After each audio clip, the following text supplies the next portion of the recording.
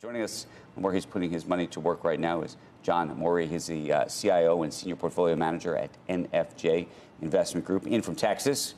Good morning, sir. Thank you. Good morning. So, have you been bearish or bullish, given what we've been seeing? We've been having this debate this morning. Well, we actually got very bullish in the second and third quarter of last year. You had 3 negative quarters in a row. The first quarter was negative. The second quarter was negative. The third quarter was negative. The first quarter, the only thing that was up was energy. It was up 40. Right. And during the second and third quarter, we increasingly got optimistic because valuations were so depressed, particularly in technology and industrials.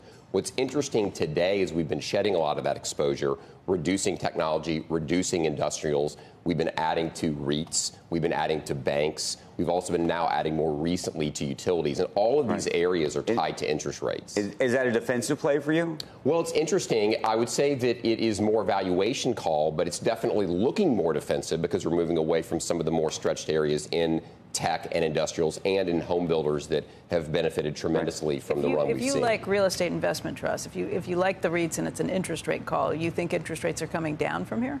Well, it's interesting. If you look at the curve, it is very inverted, obviously. And I think that a lot of people are worried about what happened in 2007 because you had an inverted curve. But the big difference back then was you had valuations very high for banks and REITs because you were coming off of the very depressed valuations out of the tech bubble. So value was doing very well. Growth was doing poorly coming out of that bubble. Now you're in a situation where you have significant dislocations in those valuations with a very inverted yield curve, which is much more similar to 2000. Yeah, but let's just talk about what this really means in reality. If you've got a real estate investment trust and you have a lot of buildings that have to be refinanced, you're hoping that rates come down so you don't lose your shirt. You think that's what happens? Because now there's all these people saying higher for longer, and if that's the case, there's not going to be redemption at those levels for, you're not going to get resolution if you can't refinance. Well, I would say 2 things about that. The first is the curve is not going to stay inverted at this magnitude in perpetuity. It's simply not. If you look back at the previous inversions, we already, in terms of duration, are getting there to one of the longest we've seen. So we're not going to keep it that inverted. That will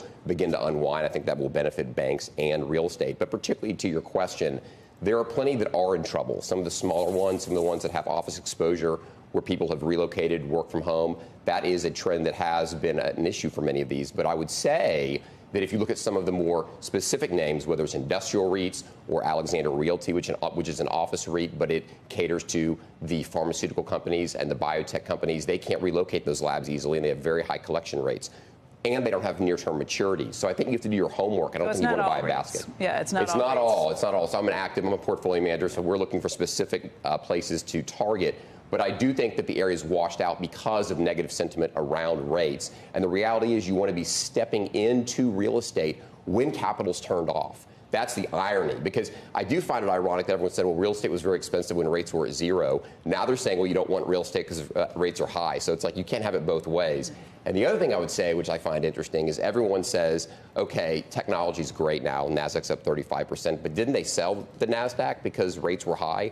They've forgotten all those long-duration equity stories, and now they're not focusing on some of the areas like banks and real estate. Go back to the tech piece, though. You said you actually had bought tech, but then started shedding over the summer. Correct. So we got very overweight. So in the second quarter, you had the mortgage rates hit 7%. Home builders were trashed. We added to those. And then in the third quarter, we went overweight semiconductors. And we actually were joking. It was chips for chips. Hershey chips were trading at 30 times earnings. Semi chips were trading at 9 times earnings. Everybody wanted defense. Right. Nobody wanted cyclicals. Now we've been decreasing that because many of those names have had a lot of multiple expansion. They have had earnings growth, but those don't look as attractive relative to the others. Anything in tech land you like?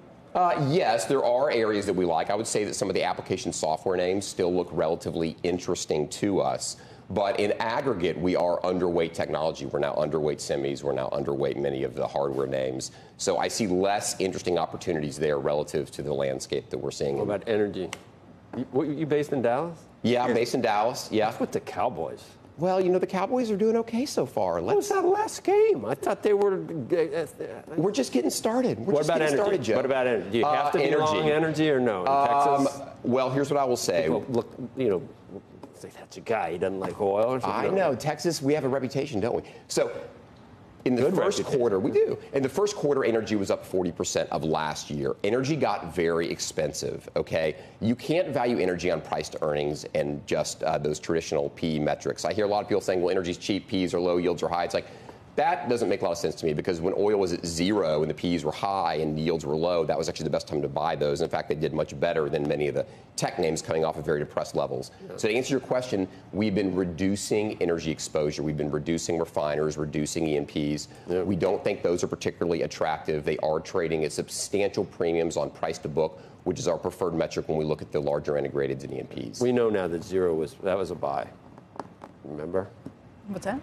Well, we know now that oil at zero was a buy, as an unbelievable buy. Yeah, but that's unless it rolled over. But that's the irony with banks and real estate right now. It's like capital's turned off. You know, the other area that I would pivot to briefly is I think emerging markets are big time on sale. You have the biggest dislocation in the emerging markets. Where? Which one? I personally think, well, not all of them. I personally think that China is the most interesting area. Really? Everyone loves to hate on China. Yeah. You're the contrarian on China. I'm a contrarian on China. You don't go to lunch with Kyle Bass down there? Kyle Bass, you know, I've seen him at lunch. I haven't gone to lunch with Kyle Bass, but I know that it's unpatriotic to invest in China. Well, you know, it's a good you're from investment. Texas. The morality question is really interesting because if you underweight China, Hong Kong, Taiwan are 50% of the emerging market opportunity set. If you underweight you're those, not worried about all this reverse CFIUS stuff where they're going to actually tell everybody you can't invest in China? Well, I feel like that there's a lot of fear and a lot of narrative, but I would say so. I would ask you this: did you know that China's still outperforming the S&P off of the Halloween low by 1,200 basis points? Did you know that the emerging market index is outperforming the S&P index by 250 basis points since Halloween? No one talks about this. It's very negative narrative out there, but EM is actually very cheap. And if you stepped in and bought Probably EM, cheap for a reason.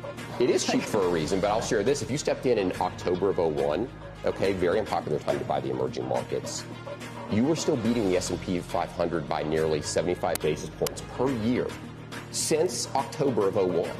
And you were back to the exact same valuation multiples. You have very similar things going on with a very strong dollar. John, we got to run. Okay.